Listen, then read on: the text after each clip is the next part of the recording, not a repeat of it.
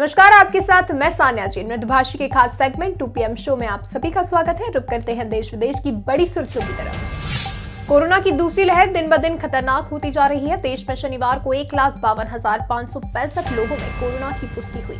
महामारी की शुरुआत के बाद से पहली बार एक दिन में इतने ज्यादा संक्रमितों की पहचान हुई है। पिछले 24 घंटे में 90,328 लोग ठीक भी हुए और 838 लोगों की मौत हुई। मौत के मामले में इस साल दूसरी बार एक दिन में 800 या इससे ज्यादा लोगों ने जान गंवाई है। इससे पहले 8 अप्रैल को 802 लोगों की मौत हुई थी। देश में एक्टिव केसेस का आंकड़ा भी लगातार बढ़ रहा है। एक्टिव केस का आंकड़ा 11,02,370 तक पहुंच गया है। दिल्ली में बढ़ते कोरोना मामलों के मद्देनजर नई पाबंदियों का ऐलान कर दिया गया है। ये 30 अप्रैल तक लागू रहेंगी। दिल्ली में अब अंतिम संस्कार में अधिकतम 20 और शादी समारोह में 50 लोग ही शामिल हो सकेंगे। रेस्टोरेंट और बार भी अपनी सिटिंग कैपेसिटी की 50% क्षमता के साथ काम करेंगे। मेट्रो में भी एक कोच में सिटिंग कैपेसिटी के 50% ही लोग यात्रा कर सकेंगे। बसों में भी एक समय में 50% क्षमता के साथ ही यात्री यात्रा कर सकेंगे। सिनेमा, थिएटर और मल्टीप्लेक्स भी 50% क्षमता के साथ ही चलेंगे। फ्लाइट के जरिए महाराष्ट्र से दिल्ली आने वाले सभी यात्रियों को यात्रा से करीब 72 घंटे तक पुरानी RT-PCR टेस्ट की नेगेटिव रिपोर्ट दिखानी होगी। अरब सागर में भारत के विशेष आर्थिक क्षेत्र में अमेरिकी युद्धपोत के घुसने पर अमेरिका ने भारत के साथ उभरे मतभेदों को दूर करने की मांग की है। 7 अप्रैल को नई दिल्ली की अनुमति के बिना अमेरिकी नौसेना के 7वें बेड़े के युद्धपोत ने अरब सागर में लक्षद्वीप के निकट सैन्य अभ्यास किया था। इससे नया विवाद पैदा हो गया था। इस बीच पेंटागन के प्रेस सचिव जॉन एफ किर्बी ने कहा कि अमेरिकी विध्वंसक पोत USS जॉन पॉल जोन्स ने मालदीव के रास्ते अनजाने में उस मार्ग का अनुसरण किया, जो ये दर्शाता है कि उस इलाके में अमेरिकी नौसेना ने कोई सैन्य युद्धाभ्यास नहीं किया। खबरों के हर पहलू पर है हमारी नजर। सलीके से दिखाते हैं हम सच्ची खबर।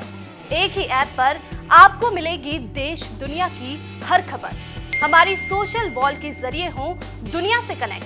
मोबाइल पर एक टैप कर फ्री में पढ़ें हमारा ई-पेपर। एक टैप पर देखें इंटरेस्टिंग शॉर्ट वीडियो। मृदुभाषी अखबार के QR कोड को स्कैन कर देखें खबरें। अभी इंस्टॉल करें मृदुभाषी ऐप। पश्चिम बंगाल की मुख्यमंत्री ममता बनर्जी का गुस्सा एक बार फिर चुनाव आयोग और केंद्र सरकार पर फूटा है। कूच बिहार जाने से रोक जाने पर सीएम ममता ने ट्वीट करते हुए कहा कि चुनाव आयोग का नाम बदलकर MCC यानी कि मोदी कोड ऑफ कंडक्ट कर देना चाहिए। उन्होंने कहा कि बीजेपी अपनी पूरी ताकत का इस्तेमाल कर ले, लेकिन मुझे अपने लोगों के साथ खड़े होने और उनका दर्द बांटने से नहीं रोक सकती है।